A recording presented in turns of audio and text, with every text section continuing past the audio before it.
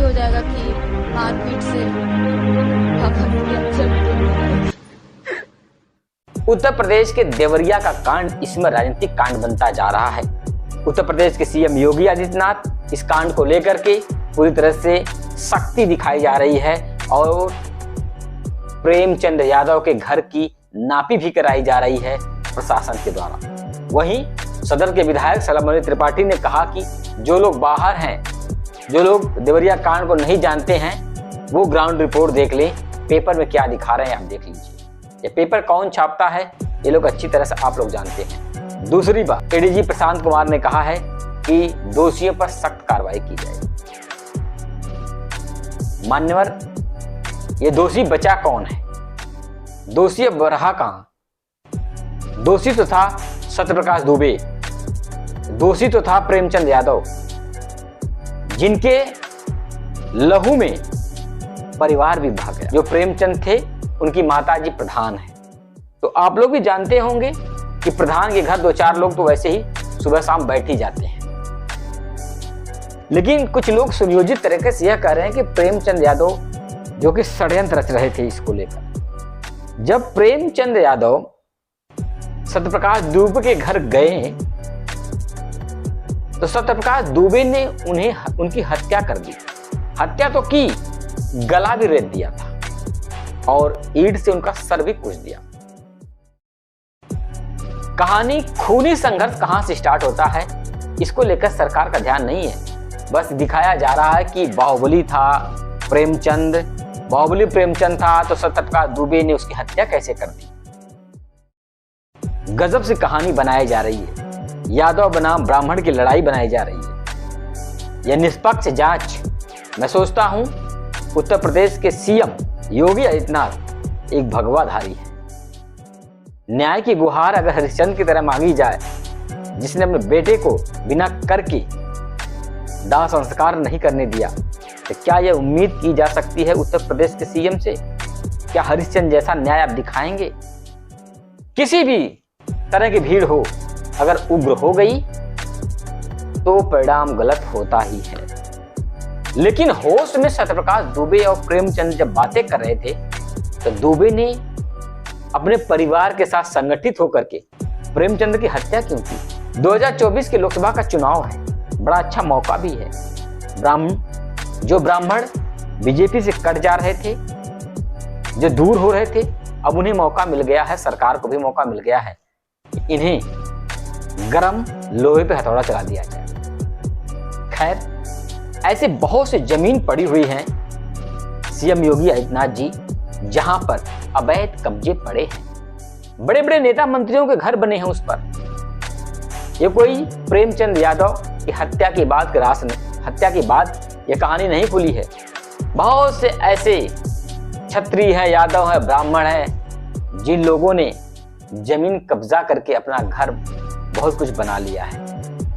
कार्रवाई कर लीजिए उन पर। आप नहीं करोगे, पुत्र मोह, जाति मोह, धर्म मोह, संप्रदाय मोह, ये सब मिटने वाला नहीं है। देवरिया कांड पर गजब सा यादव ब्राह्मण बनाया जा रहा है। कैसे दिखाया जा रहा है पेपरों में कि प्रेमचंद यादव दबंग था, गुंडा था, माफिया था, मवाली था, भू माफिया था। मैं इन्हीं पत्रकार बंधुओं से पूछना चाहता हूं, और जो लोग, और खासकर मैं सलमणि त्रिपाठी से भी बात करना चाहता हूं इस मुद्दे को लेकर के, कि जिस प्रकार से इन्होंने दिखाया कि जो दूर के लोग हैं वो नहीं जानते हैं कि प्रेमचंद कैसा था।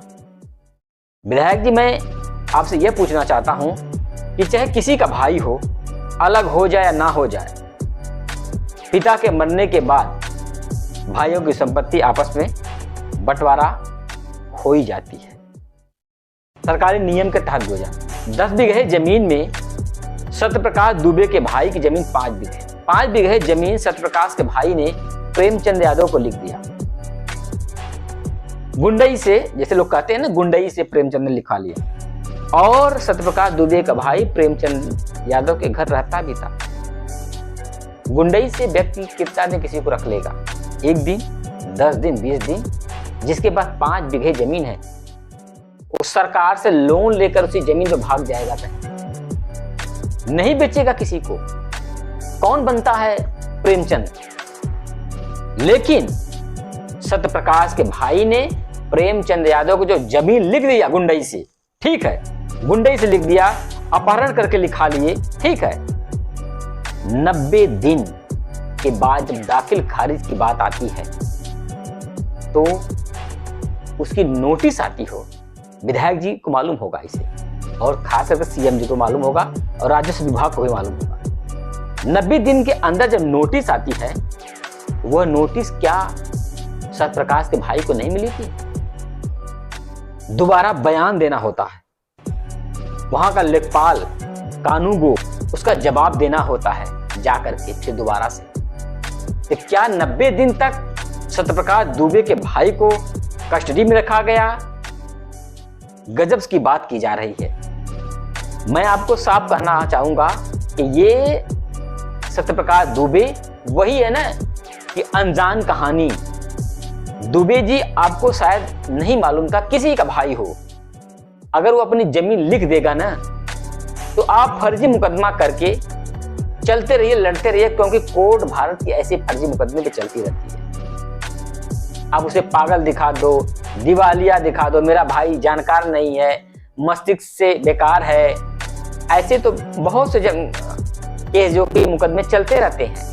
पिता जब कोई जमीन बेचता है तो 2 बेटों को बेच दिया, तीसरे बेटे को नहीं दिया, तीसरा जाकर मुकदमा कर देता है कि मेरा बाप जो कि दिमाग से पागल है, विक्षिप्त है, 2 भाइयों को मानता है, हमें कुछ जानता नहीं है।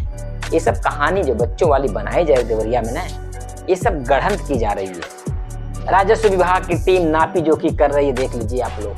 सत्यप्रकाश दुबे के जो परिवार उस पर मरहम लगाया जा रहा है, और सत्यप्रकाश दुबे के घर हत्याओं का तांडव हुआ, और प्रेमचंद की पत्नी और बच्चे बिलख रहे हैं, उस पर कोई मतलब नहीं है किसी का। यादव यादव की बात करेगा, ब्राह्मण ब्राह्मण की बात करेगा। यह राजनीति का ओछापन हमेशा भारत में देखने को मिला है और देवरिया में भी देखने को मिल रहा है।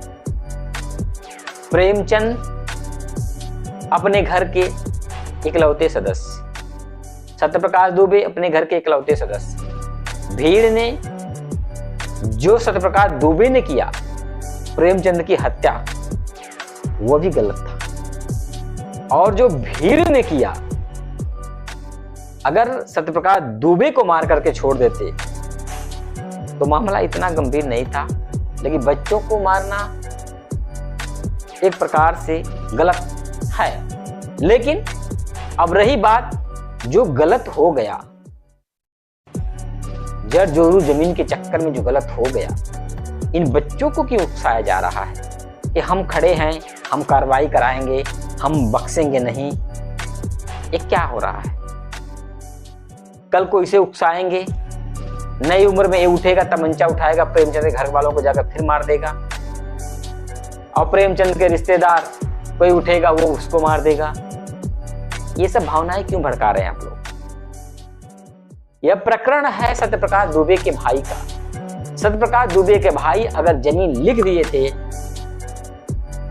तो फिर सत्यप्रकाश क्यों मानसिक विक्षिप्तता ये सब केस बनाकर चलाने से कुछ होने वाला नहीं। ऐसी तमाम केसें चलती हैं जो कि देश में। एक आध 2 कट्ठा होता तो प्रेमचंद हड़प लेता, मैं मानता था इसलिए। जबरी बना लिया, आवास दिखा दिया। 5 बीघे छोटी मोटी जमीन होती है। उत्तर प्रदेश का 5 बीघा पूर्वांचल का जानते हैं?